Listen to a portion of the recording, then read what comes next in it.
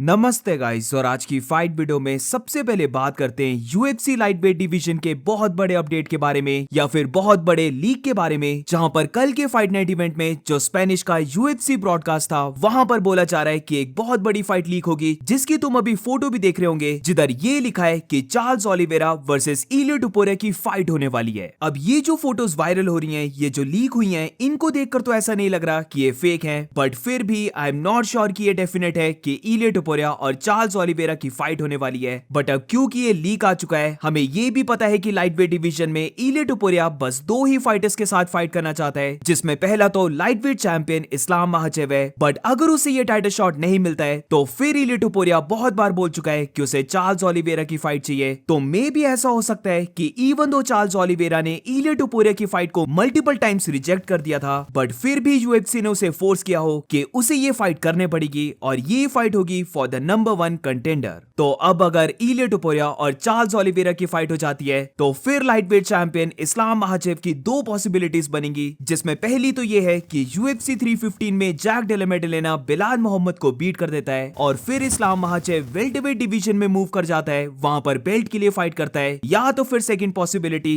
कि इस्लाम महाचेव फाइट कर रहा है जस्टिन गेची के साथ। क्या मैं ये मैचअप देखना चाहता हूं जहां पर जस्टिन गेची को टाइटल शॉट मिल रहा है? तो मेरे लिए ये मैचअप ठीक नहीं है। मुझे लगता है कि ऑन पेपर अगर हम देखें, और कहीं ना कहीं ये रियलिटी भी है, कि Justin Gaethje compare to Ilia Topuria या फिर चार्ल्स ओलिवेरा या फिर अरमान सरूकिन भी ले लो, इन तीनों के कंपैरिजन में इस्लाम महाचेव के लिए एक ज्यादा इजी फाइट रहनी चाहिए। ऑब्वियसली अभी कुछ भी कंफर्म नहीं है, बट अगर इलियो टोपुरिया और चार्ल्स ओलिवेरा की फाइट हो जाती है तो जस्टिन से तो बेटर है कि अरमान सरूकिन ही फाइट कर ले। और जो यूएफसी अरमान के ऊपर पिस्ड ऑफ थी वो भी मुझे लगता है कि अब ओवर हो चुका होगा, बट डेफिनेटली जस्टिन गेची को नेक्स्ट टाइटल शॉट मिलने की पॉसिबिलिटी बनी हुई है। अब होनी तो ये fight for the number 1 contender है, बट जैसे कि लास्ट अपडेट इस्लाम महाचेव का एक लीक आया था कि वो लाइट वेट डिवीजन की कोई भी फाइट को एक्सेप्ट नहीं करने वाला है, बल्कि वो यूएफसी 315 के रिजल्ट की वेट कर रहा है। तो ऐसा भी हो सकता है कि अगर जेडीएम ने विन किया तो फिर इस्लाम महाचेव जैक डेला मेडलेना के साथ वेल्टरवेट डिवीजन में फाइट करेगा। और जो यूएफसी ने इलियो टोपुरिया को प्रॉमिस किया था कि उसे पहली ही फाइट में लाइट वेट डिवीजन का टाइटल शॉट मिलेगा, वेयरएज ओलिवेरा जो बोल रहा है कि उसे बस टाइटल शॉट चाहिए, तो ऐसे इन दोनों भी फाइटर्स की बात मानी जाएगी, जहां पर फिर ये फाइट करेंगे for the vacant light wait belt. और moving on to the next update, तो अब बात करते हैं इंडियन फाइटर चुंगरेन कोरन के बारे में। इस साल के रोड टू यूएफसी सीजन 4 में दो इंडियन फाइटर सेलेक्ट हुए,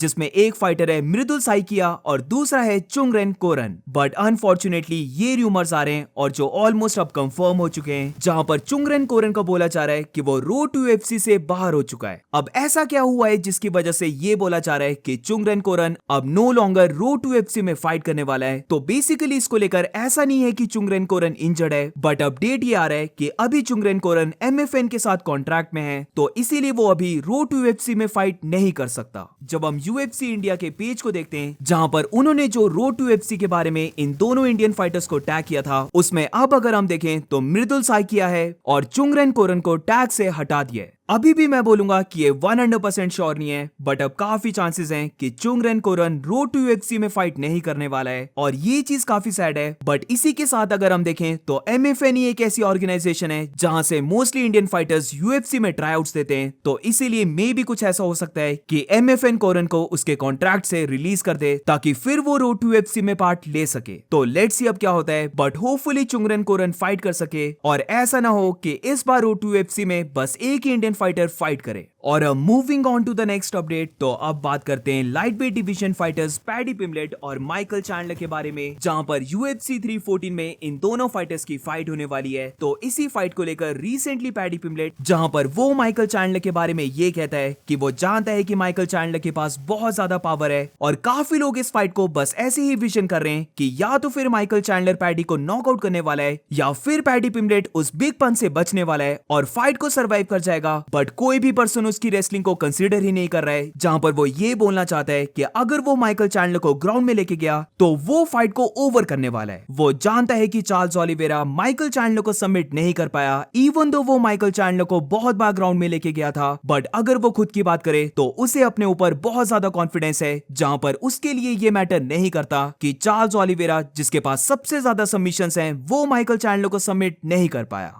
तो बेसिकली यहाँ पर पैडी पिमलेट ने फाइट की प्रेडिक्शन दी है, जिधर वो बिलीव करता है कि अगर ये फाइट ग्राउंड में गई तो वो बहुत ही जल्दी माइकल चैंडलर को सबमिट कर देगा। ऑल्सो इसी के साथ अपने फ्यूचर के बारे में पैडी पिमलेट का ये भी कहना था कि उसे लगता है कि वो अब बस बेल्ट के 2 फाइट्स दूर है, जहां पर अगर वो 314 के कार्ड में माइकल चैंडलर को बीट कर देता है तो फिर उसकी नेक्स्ट फाइट फॉर श्योर होने वाली है टॉप 5 रैंक फाइटर्स के अगेंस्ट, जहां पर मे बी फिर उसका next opponent Charles Oliveira, Justin गेची या फिर डस्टिन पोरियर हो सकता है। और उनमें से फिर एक फाइटर को बीट करने के बाद वो बिलीव करता है कि उसे लाइट वेट डिवीजन का टाइटल शॉट मिलने वाला है। अब आई डू थिंक कि यहाँ पर जो पैडी बोल रहा है वो एब्सोल्युटली करेक्ट है, जहां पर वी नो कि पैडी पिमलेट यूके ऑडियंस के लिए एक बहुत बड़ा नाम है। तो सेम मुझे भी ऐसा लगता है कि पैडी पिमलेट को यहाँ पर बस 2 ही फाइट्स को विन करना है, जिसके बाद फिर वो अपनी नेक्स्ट फाइट करेगा लाइट वेट बेल्ट के लिए। और moving on to the next update, तो ये अपडेट एक फाइट मैचअप के बारे में है, एक बहुत ही अजीब फाइट मैचअप के बारे में है, जहां पर लास्ट वीडियो में मैंने जो मोब्जा रिवलाइव के बारे में बोला था कि May 17 यूएफसी फाइट नाइट के लिए उसने एक फाइट को एक्सेप्ट कर लिया है, जहां पर बस ये चीज नहीं पता थी कि मोब्जा रिवलाइव किसके साथ फाइट करने वाला है। बट अब रिसेंटली इस चीज के बारे में पता लग चुका है और ये फाइट बहुत ही अजीब है। तो मोब्जा रिवलाइव की नेक्स्ट फाइट होने वाली है एक डेब्यू फाइटर एरन पिको के साथ। तो बहुत ही वियर्ड सी फाइट, जहां पर मोब्जा रिवलाइव एक एक्स बेलेटोर फाइटर जिसका 13-4 का रिकॉर्ड है उसके साथ अपनी नेक्स्ट फाइट करने वाला है। और ये चीज सच में मोब्जा रिवलाइव के लिए जरा भी ठीक नहीं है, क्योंकि इससे एक बात कंफर्म हो जाती है कि यूएफसी मोब्जा रिवलाइव को जरा भी लाइक नहीं करती है। अब मोस्ट प्रोबेबली मोब्जार के फाइटिंग स्टाइल की वजह से ऐसा है, बट इसी के साथ मुझे याद है कि मोब्जा रिवलाइव ने जब किसी एक फाइटर को बीट किया था तो उसने विन के बाद टाइटल शॉट मांगा था। वहां पर जब डायना वाइट को यह बताया गया कि मोब्जा रिवलाइव ने कॉल आउट किया है टाइटल शॉट के लिए, तो डायना वाइट वहां पर मोब्जार के ऊपर काफी एंग्री हो गया था। तो डेफिनेटली मोब्जार के लिए ये अच्छी बात नहीं है, जहां पर अलेक्जेंडर वोल्कानोव्स्की और डिएगो लोपेज ये दोनों फाइटर्स ऑलरेडी बोल चुके थे कि ये अपना नेक्स्ट ओपोनेंट मोब्जा रिवलाइव चाहते हैं। बट अकॉर्डिंग टू मोब्जा भी डिजर्व नहीं करता है नेक्स्ट टाइटल शॉट, इसीलिए उसे एक और फाइट करनी होगी। अब आई एम नॉट श्योर कि एरन पिको कौन है, बट मुझे इतना पता है कि ये fighter couple of times knockout हो चुका है। तो मे बी ये मोब्जार के लिए एक ब्लेसिंग इन डिस्गाइज हो, जहां पर फाइनली उसे यूएफसी का अपना पहला फिनिश मिल जाएगा, जिसके बाद उसकी next fight for the title confirm हो जाएगी। एंड दैट्स इट गाइस, आज की फाइट वीडियो में बस इतना ही। अगर तुम्हें वीडियो अच्छी लगी हो तो please make sure to like and subscribe. मिलते हैं नेक्स्ट वीडियो में।